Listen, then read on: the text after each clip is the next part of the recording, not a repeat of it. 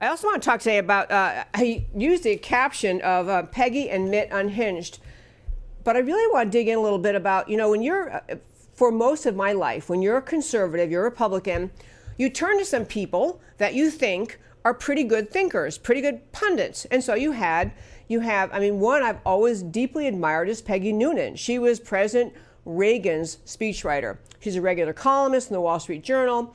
She was one who, I believe, wrote the famous President Reagan speech of "Tear Down That Wall." She may have also been the one who wrote that, I think it's called Point and Hawk speech, another just, Reagan speech about just, you can't even get through it without getting teary. It was so profound and strong. So she's been looked to because she's a brilliant writer and a brilliant columnist. You look to her to get a sense of things outside of the direct political candidate or elected official world. However, she, in my opinion, has completely lost her mind. I just want to read a quick clip from a description of her, what she had to say in a recent Wall Street Journal, again, description of the Trump White House. In the Trump White House, you hear media pundit after media pundit saying that it's chaos on fire there, it's out of control, it's awful, it's horrible, it's just ridiculous. In the White House is, just infighting all over the place. And so how she described it in a recent, she's writing columns, this Republican columnist, Peggy Noonan, writing columns encouraging the Democrats to impeach Trump. She says in the start of her column, she describes the White House, we've grown used to daily bedlam, nonstop freakout that is the Trump White House. And she says his language was especially bad this week, calling it treason, a coup, a hoax, and a fraud. The whole whistleblowers thing, which is a coup and a hoax and a fraud. It is all those things. And she just goes on and on, mocking President Trump, mocking the White House, mocking the idea that President Trump is legitimately doing anything right. She is encouraging the Democrats. She's trying to help them figure out how to do this impeachment right. She called her article, "Can Democrats Take Impeachment Seriously?" She's encouraging them to impeach a Republican president.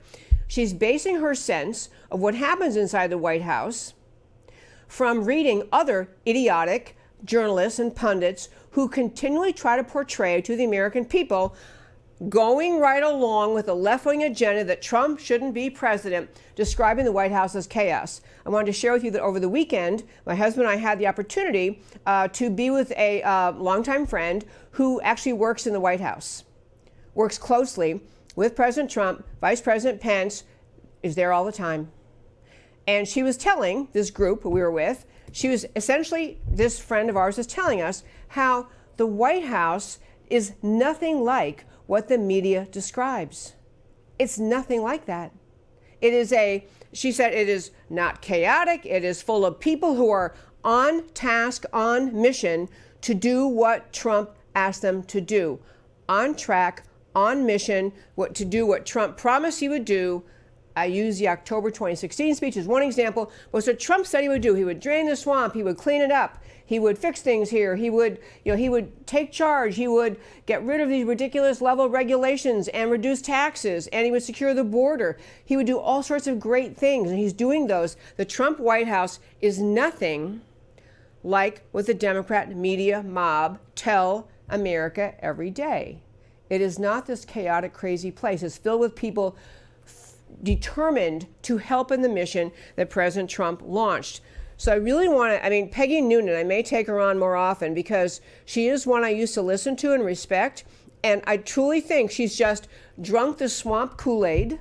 The swamp in Washington, which includes many in the media, want very much to have America think the White House is out of control, crazed. And I'm telling you folks, the White House and President Trump are pursuing exactly what President Trump said he would do. That's the Peggy portion of our Peggy and Mitt segment today. On Mitt Romney, you likely heard Mitt Romney has just, gone on steroids, attacking President Trump. Mitt Romney has, gone after Trump, especially in this Ukraine call. And I don't have his quote in front of me, but it was something to the essence, Romney's quote, something to the essence of, if this is true, it's very, very, very serious. Now, this may call for impeachment. Blah, blah, blah. So Romney's, can't wait to get Trump. Romney, the patrician, nose in the air, executive branch, elite guy who just has, is cold and has a sense of the ruling class, and he's one of them and you're not, you're just a pedestrian. He could not win the presidential election in 2012 because he is not warm, not engaging, but the real reason he couldn't win in 2012 is because he would not fight. Romney does not have a fighter's heart. He has a surrenderer's heart. He has the capitulator's heart. Romney is a guy who goes to Washington as a senator now from Utah to join the ruling elite class, to pontificate about how wonderful he is and how wonderful, his allies are and terrible Trump is. So, he's been attacking Trump ever since he's been a senator. And Trump got a little feisty with his text messages this week. I want to share some of those. I believe Matt the Wonderful has the first one. Let's see, where are these here? Oh yeah, first one is clip 3. So this is President Trump's tweet. I'm hearing the great people of Utah are considering their vote for their pompous Senator Mitt Romney to be a big mistake. I agree. He's a fool who is playing right into the hands of the do-nothing Democrats. Impeach Mitt Romney. He went on with another tweet, President Trump, another tweet saying, essentially, somebody please wake up Mitt Romney and tell him that my conversation with the Ukrainian president was a congenial and very appropriate one, and my statement on China pertained to corruption, not politics. If Mitt worked this hard on Obama, he could have won. Sadly, he choked. Third tweet, and then I'm going to get to why I'm so critical and down on Mitt Romney and on the attitude he represents. Third one, Mitt Romney never knew how to win.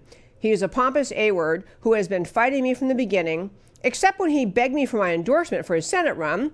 I gave it to him. And when he begged me to be Secretary of State, I didn't give it to him. He is so bad for the R's. I have to tell you, folks, this is the kind of stuff that the pearl-clutching, hand-wringing Peggy Noonan despise. Because what you hear in those tweets is President Trump fighting back. He doesn't sit up in the Oval Office and have decorum and statesman-like words at all times as his highest mission. He has his highest mission to make sure Americans understand what Mitt Romney is all about and what he, President Trump, is trying to do, which is to drain this massive swamp. So Trump puts those tweets out there. I know some people are probably very, very critical of them, and he shouldn't talk that way as a fellow Republican. Mitt Romney is talking about supporting the impeachment, to be clear. He may use polite words, his patrician, egotistical, statesman attitude, and speak with his nose in the air and using language and tone that conveys, I'm very, very serious constitutionalist here. He's talking about impeaching the overwhelmingly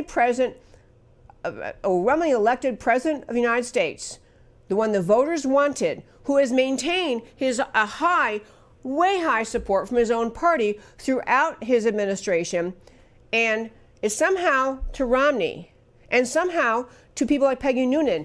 The left can do anything. Biden can do what he did in the Ukraine. Hillary can do what she did in the Ukraine. Hillary can do what she did in Russia. You can have corruption inside the FBI, inside the DOJ. All that can happen.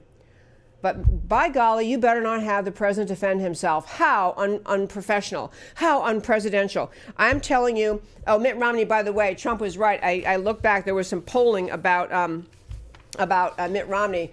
The great people of Utah are not at all happy. They rated both of their U.S. senators and all their members of Congress and all their state legislators, and Mitt Romney came in last.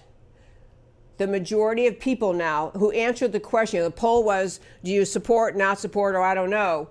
Romney won his election with 63% of the electorate, which is probably just pretty much the Republican majority that they have in that state. But 40% in this Utah poll of 4,000 voters, I think it was, 40% are deeply unhappy with Mitt Romney. 40%. He won 40% of the voters, deeply unhappy. 38 are happy. The rest of them don't have a clue, which is really kind of a pathetic thing. But I want to get on this idea that the Mitt Romney and Peggy Noonan idea are all about playing along with the media left-wing narrative that says Trump is a bad man, he's embarrassing, he shouldn't do this. And they are willing to sacrifice the entire agenda of President Trump, the entire putting America back on track to being the America that's supposed to be strong and free and looking out for the needs of its people and creating policy that preserves jobs in America, that preserves our country as a nation. So this is an era where these kinds of attitudes are conveyed by allegedly Republican people. They need to be called out and criticized because they're not really standing with the American people, not even standing with the Republican voters of America who want the agenda President Trump promised in October 2016 and is executing on today.